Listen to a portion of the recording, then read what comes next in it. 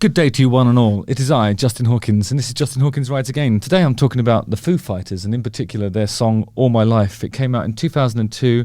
I absolutely adore that song, so this is going to be like a fond look back at it. It was produced by Nick Raskulinecz, and as a direct result of that, it sounds amazing. Justin Hawkins Rides Again.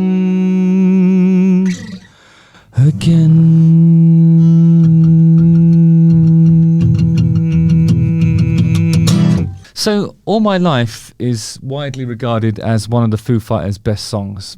I mean, that's always the one I'd say it was my favourite Foo Fighters song. I can remember when it came out, that year we were working on the first Darkness record. This song, and I think maybe there was one, a Tenacious D one, maybe it was Tribute, was sort of out around about the same kind of time. We were just watching. It was always on MTV. When MTV played music, you know, we used to love it. We used to come out of the studio and then sort of sit there and watch this and go, "Ah, oh, fuck, we're not good enough." It's one of those songs.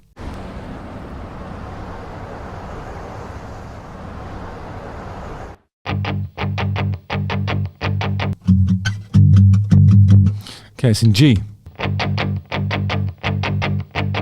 This seems to be shot at the Forum. This is where the second tribute show is going to happen. My life, I've been searching for something never comes, never leads to nothing. What I've always loved about this song is that it's so unabashed. It's pure high intensity guitar rock, and it's not like a poppy melody or anything like that. It's just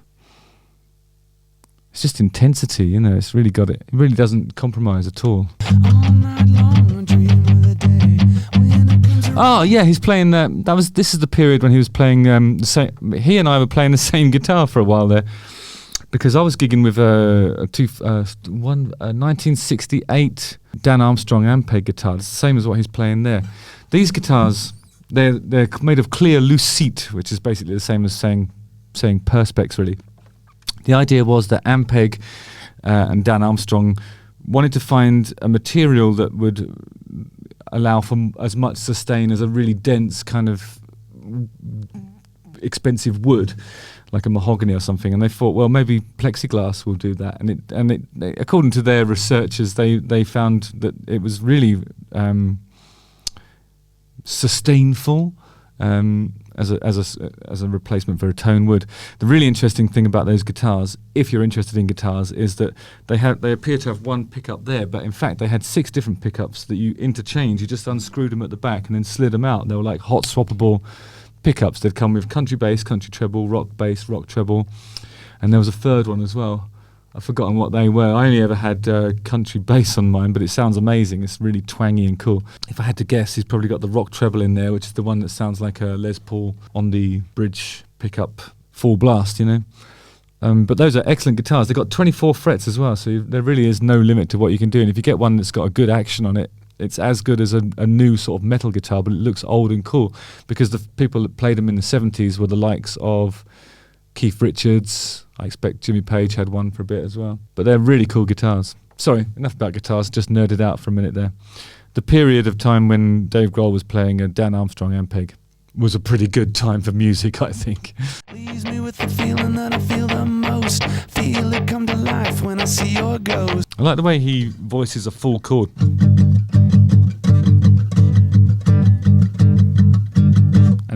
And he mutes it like that as well. And the reason why he does that is because the palm mute's probably going to give it a in between if you've got like a powerful sound. And so he's got into the habit of muting by lifting all of his fingers off the thing slightly, so it's not, so they're not actually engaged behind these frets here, and none of that sort of stuff can happen, which is a good indication that it's going to get heavy.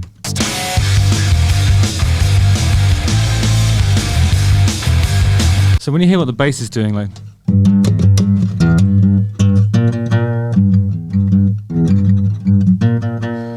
I mean, it has this these intervals of 3 semitones between,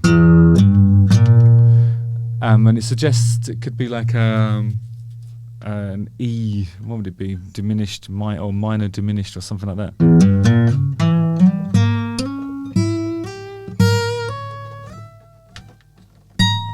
I think that's probably the key of it.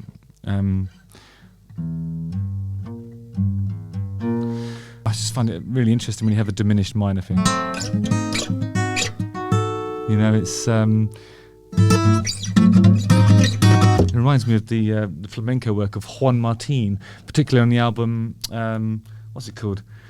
Luna Negra or something? Black Moon, I think that is. You hear a lot of this kind of diminished stuff in that particular type of flamenco. I mean, it's sexy, isn't it? It's sexy, but it's foreboding, and it's dark, and it's tense. And this whole song just operates in that. But when he's voicing the power chords, voicing the bar chords at the beginning, it really looks like he's playing. It's more likely to be that, and it's even more likely to be this.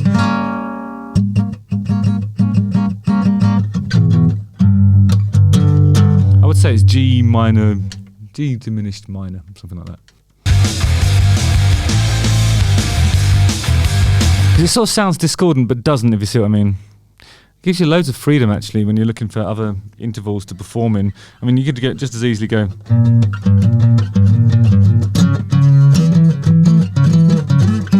And it would have the same effect, really, because it would be harmonising. As long as the bass sticks around, you can do anything. World's your oyster.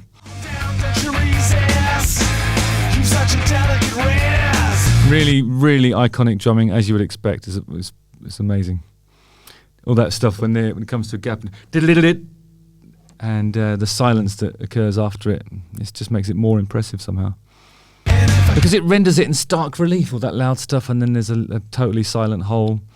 It's awesome. What I wouldn't give for a totally silent hole. A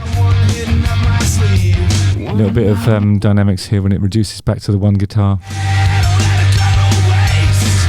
Always sounds like it's got a really, really tight kind of double happening on his vocal. I'm not sure whether it's an effect or whether it's actually where he sat there and performed it almost exactly the same twice, because it really is tight. It probably is. I mean, this is obviously, having seen the way they operate live now, I know that this is a straight up rock and roll band.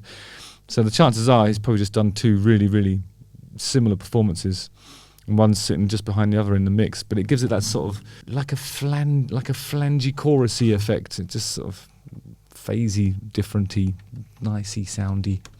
Yeah, that's what I mean. It's some really good like some sort of almost Metallica-ish If I get any closer. So you can hear what the two guitars are doing.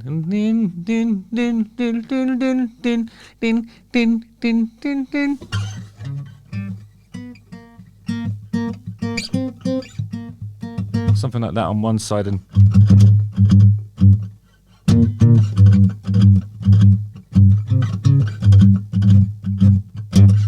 or something like that. I'm probably not playing the right notes, but you know, that's how they've divided the guitar duties. When the chorus kicks off, everyone's doing the same thing, and it just gets huge and expansive in terms of the stereo image. But it never takes its foot off the pedal. It's always just really intense.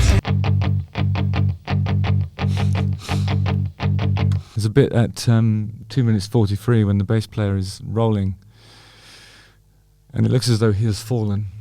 I have fallen. No, it'd be like that.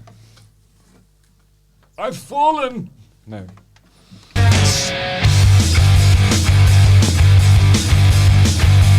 love that bit when it turns red, it's awesome. Reminds me of a Depeche Mode show that I went to see, but, you know, it's really effective.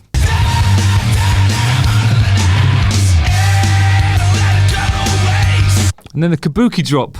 Massive production on this, it's great. Kabuki drop is when some sheets that have been concealing the truth fall to the ground, and then the legend of Foo Fighters logo is revealed behind it. But these are old school rock and roll tricks. There's no fire in this so far, at least.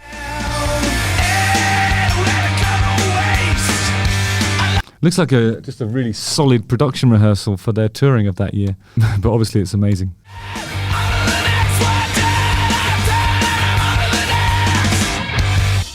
Yeah, it's really cool. What's great about the drumming in there is that every fill is kind of iconic, like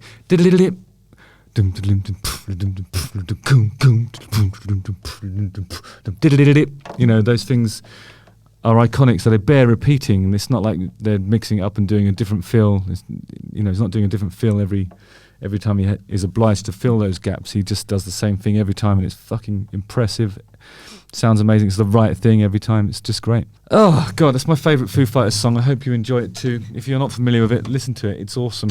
Justin Hawkins writes again.